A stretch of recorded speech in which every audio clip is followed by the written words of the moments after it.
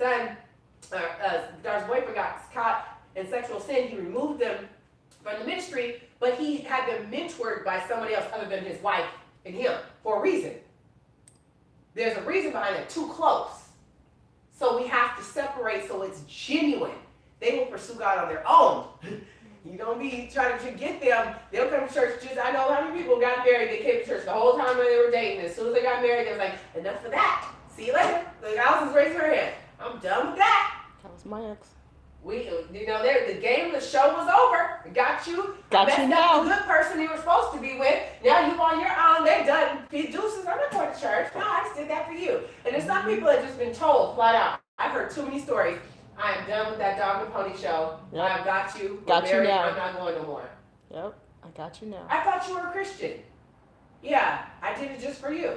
That's what you wanted me to do. You wanted me to come to church. You wanted me to act like a hakabala masada, help me tie my bow tie and keys to my Honda and I smell ammonia. And mosquito. Coming from my bow tie. Who stole my Honda?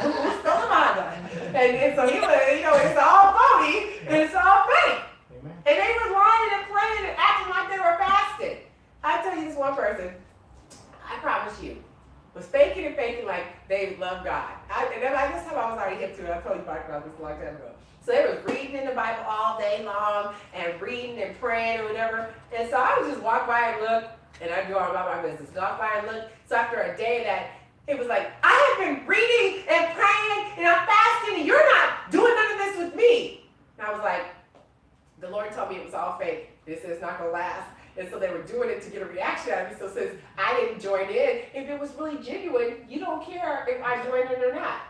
You can't force me. God is in control. We don't force like that. They were faking and jiving and doing all kinds of stuff, but they weren't being real. So when after a whole day went by and I wasn't acknowledging it and I wasn't joining in with them, and come to find out the person was done a lot of witchcraft and stuff, and it was sent to the church and to pull people out, sent there to act entertainment to get your heart, sent there to prophesy. Just because they prophesy doesn't mean that you're saved. Just because you cast out demons doesn't mean that you're saved. Just because you have some power and authority, just because you can quote every scripture in the Bible does not mean you're saved. And I'm going to tell you, it says if it were possible, the very elite would be deceived. So don't think it's so easy to recognize the sheep, the wolves that are really sheep. It's not easy to recognize them. But I'm going to tell you, by the time they have duped you, and they have screwed you over, and they have messed you over, you may be the only person in that church they're behind your back saying, I don't know why Ivanka don't like me. Ivanka, no. You've been in the room stealing, you're taking stuff from her, you're lying, you're playing games, everything is phony about you. But now they say, they go to the church, I don't know why, they act like they're so humble and and it's phony. I have seen so many things that you would not believe that it's a wolf in a sheep clothing, pretenders, hypocritical, looking the part, and will do anything to protect the fact that they are not real. But they're in there pulling people out and setting people up. And if you don't, oh my gosh, it is the real deal. Just keep on coming higher in church. You'll see it. Just keep coming higher. You will be like, that man is not even saved. I can't tell you, and she can tell you, I don't know how many pastors I've met that aren't saved for real. They're not saved. Behind closed doors, there's somebody and something else. I was just like, one time I remember I was so shocked. The girl said, oh, I want you to go to this, listen to the radio, this pastor. And I was like, oh, he's really good. Oh my goodness. Oh, I want you to, and then she said, oh, go to this church with me. I went over to the church. And I was like, oh, that's a pastor on the radio.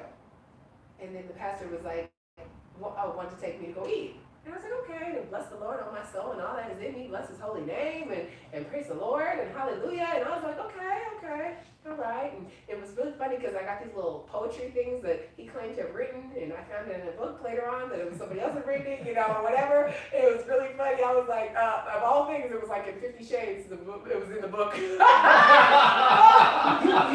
danced too close to the sun or something, bro. I can't tell my something. I was like, oh, that's real original. Oh my goodness, yeah, that's just something I'm sitting lying through your teeth. Okay, so anyway, I'm just telling you. So then, the more you hang out with somebody, the more you see who they really are. Don't ignore what you see. Don't ignore what comes up out of here, especially. Out of the abundance of the mouth, the heart speaks. If you speak your rottenness out your mouth, it's still in your heart. Deal with it. It's still in here. If you can stop it, you got some self-control. Before it comes up out of here, you need to work on that thing called the tongue. It's unruly, and you got to ask God to help you. So he was at a picnic, and he was shooting all these Jello shots with the liquor in them, and he was passing them to me, and I was like, "What is that?" Like, I was like, "Oh, I don't eat Jello." "Oh, it's not Jello. That's the Jello shot." I didn't even know what a Jello shot is. Lord Jesus, help me. So, and I was like, "Okay, no, I'm good." And then he was cussing up a storm, and I was like. And then I could tell something was going on with him and the secretary, and I'm like, and she was upset because he was there with me, and I was so I'm trying to piece stuff together the more you hang out and see. And then it was like, oh, then I had his phone because we went to the movies, and my daughter, I need to call her or something, and my phone died. So this girl text message through, I'm sitting here crying, and I'm in tears, and I'm just so upset. Somebody else, so come to find out, he was messing with several girls in the church, you know, and it was just dramatic. So how would anybody know? You know, it's pretending. So like, don't, just because they come through our God card, I'm saved, I want and desire God, can you help me? You can get pulled right into the biggest mess and scandal. So, this scripture I wanted to give you. 1 Corinthians 9, 24 to 77. Look at that. Turn there in your Bible or whatever. You got. Is anybody cold in here? Yeah. Okay, because it goes up and down. 1 Corinthians 9, 24 through 27. While you guys are finding that, I will turn this down.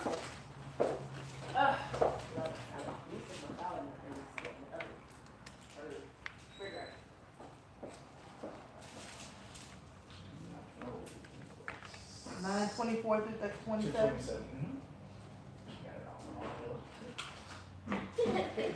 You should see my Bible in Philippians. It's like you can't even read the type. I know. I made so many notes. That's my book right there, Philippians and Romans. I'm gonna give you that. Now, I'll tell you, it's off. It's like, I can't read the words in here.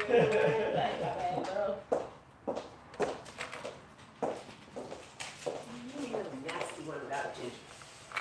If anybody would like one of these, some admirer something to me.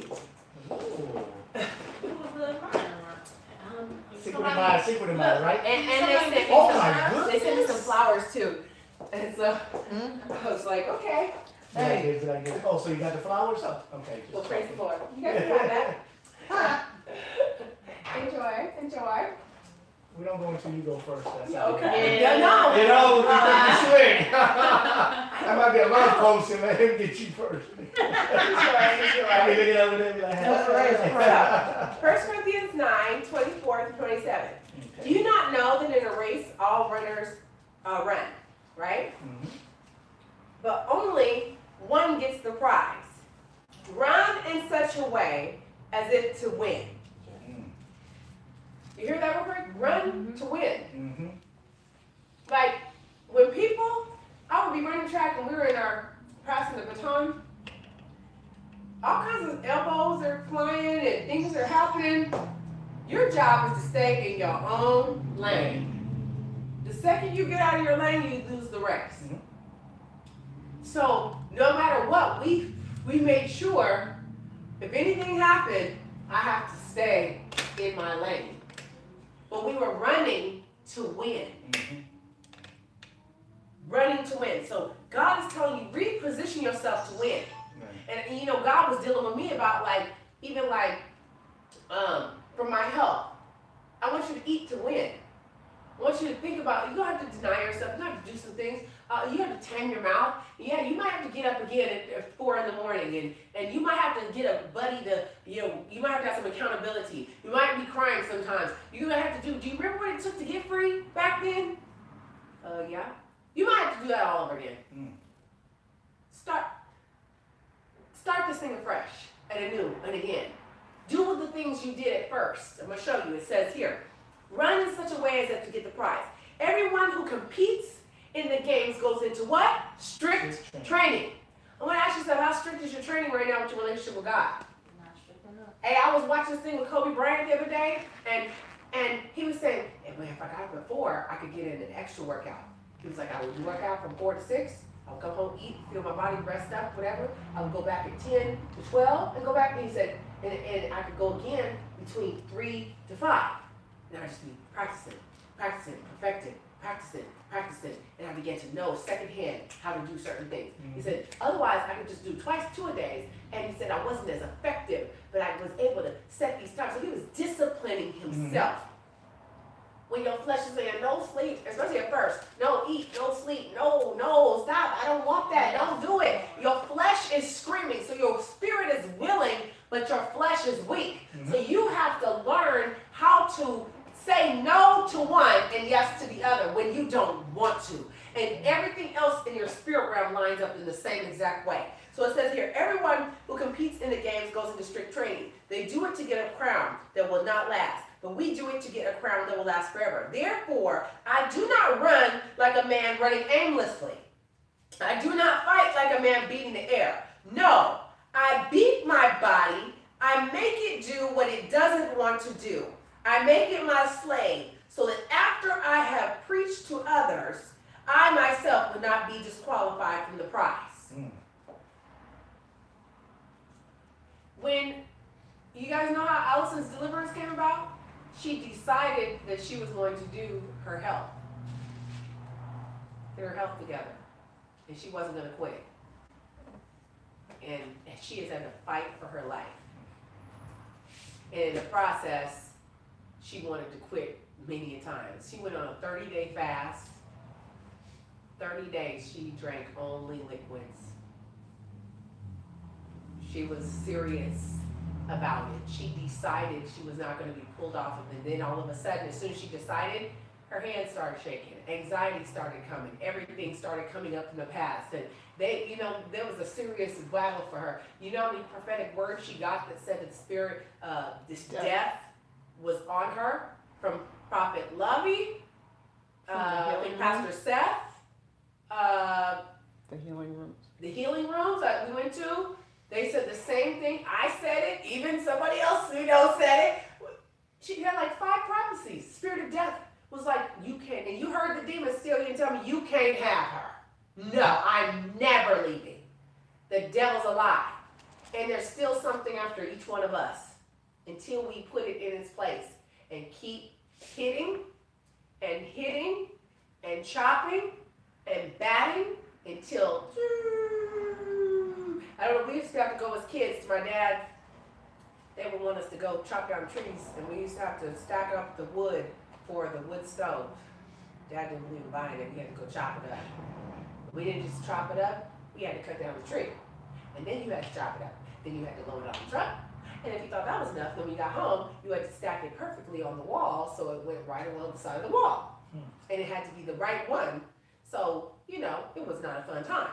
All right? So when you would get to the place where you're doing the tree, it seemed like it was forever before that thing was going to fall down. But when it fell down, it really gets going. It's quite a sight to see when it really starts falling. You're like, oh my goodness. You're like, I hope nothing's on the other end of that. So it takes a process, but initially just to get to that place. I don't know how they used to just sit there and go back and forth with the saws. I'm like, at least they have the machine or the gas operated ones, but some of us just been hacking away, and it seems like it's never going to happen, but it's working. It is working.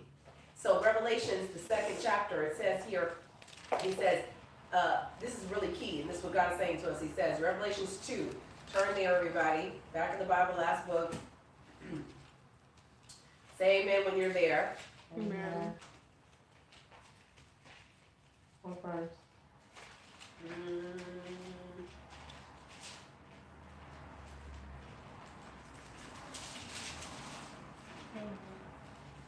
Okay. 7, Sure. 7, 17. 2. No. What is it? Verse- All right. 2 verse. and 18. It says, to the angel of the church in, what is that? Thyatira? Thank you, Megan. These are the words. Tired. Okay. These are the words of the Son of God, whose eyes are like blazing fire, and whose feet are like burning bronze. I know your deeds. So he's saying, you know, you're doing a good job, Ivanka. I see what you're doing. I know what you're doing. Okay? Your love, I see you loving Ali. You're doing a great job. And your faith, man, you're doing really good. And Marisol, I see you serving. And you know what? I see your perseverance, Kim. And that you are not now doing more than you did at first. You're doing greater than you used to do. Okay. Pat yourself on the back. I see you. I want you to know. Matter of fact, for anybody that wants to correct somebody, he's just teaching you how. You build them up first. It's a sandwich. Four positive, one negative. You see? So watch this. He says, nevertheless, I have this against them. Actually, against you. I bet that was like, but I have this against you. You tolerated that woman Jezebel, who calls herself a prophetess. Hold on real quick. Oh no, that's what's going on. We're going over one more. Sorry. We're going over 14. All right. Wait, you still in chapter 2? Hold on. Yep. Oh. Hold on a second. 2. It starts off the same. It's 14. I thought it was 14, but hold on. It's the one that says you are partaking your first love. Fornication and all that? Nope, nothing on fornication. Help me. Okay, there it is. 2 and 2. Let's start with 1. To the angel of the church of Ephesus writes, that was still a good one. These are the words of him who holds the 7 stars in his right hand and walks around among the 7 golden lampstands. I know your deeds. All right, Ivanka, you did great. Your hard work, Ali, you're doing awesome. I see you, Manny, over there, and your perseverance. And I know that you cannot tolerate wickedness, Kim and Marisol. You guys are doing great with that. That you have been tested. You have stood the test of time, Ivanka. Those who claim to be apostles, but are not. I know you've seen them, Ivanka. You corrected, you rebuked them, and sent them Facebook reminders. And I found them to be false. I'm in Revelations 2 and 3. You have persevered, and you've endured hardship. You know, Manny, you didn't fall. You know, Taryn, you guys did pretty good. For my name's sake. And that's quite a bit, you guys. That's showing you're doing good. And you've not grown weary. Yet I have this against you. You have forsaken your first love. Remember the height from which you have fallen. Remember and do the things you did at first. If you do not repent, I will come to you and remove your lampstand from its place. But you have this in your favor. You hate the practices of the Nicolaitans, which I also hate. He who has an ear, let him hear what the Spirit of the Lord says to him. To him who overcomes, I will give the right to eat of the tree of life, which is in paradise. Okay, so he's telling you here, you're forsaking your first love. So you know, you felt like you really like somebody, you got really excited, and you're like, oh my goodness, you would talk to them till 3 in the morning and have to be at work at 6, and you still got up at 6 in the morning, and then when you talked to him, he was like, hey, I'm about to get in the shower, okay, I'm gonna talk to you later, and you hung up the phone and whatever, and it was all passion and eros, you know, and he was like, woo, and then when they called, he was like, hey, you know, you're like, hi, what are you doing, you know, I'm happy, whatever, you know, God is saying, look, you were passionate about me like that at once, get back to your fire, get back to me being your first love. Get back to me, spending time with me, getting to know me, talking to me. I need you to get back to this place with me. And that is what he's calling us. You've forsaken your first love. We're treating him real common. Instead of commonality. We're very common with him now. You know, you've been in this thing for a little bit while and whatever. You know, you don't fast like you used to. You don't pray like you used to. You don't stand like you used to. And God's like, I want you to go back to that. I need you to get back into this place with me. So,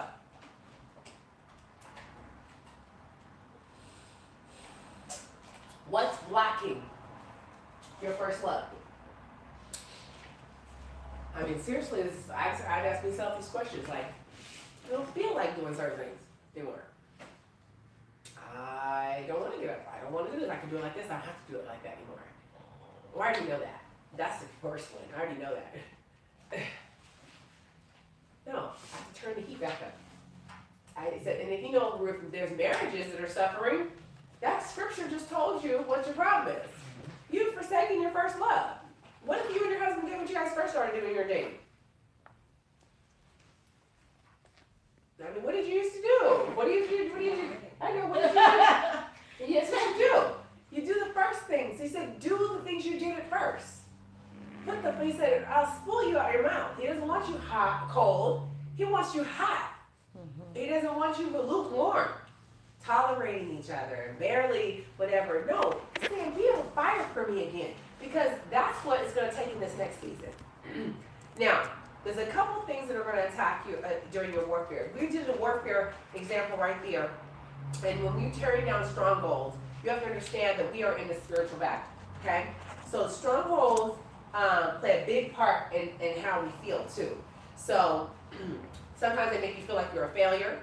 They can make you feel weak when you're really still strong. I don't care, on your weakest day, you are still strong. You still have more ability, more power than they do on your weakest day, on your worst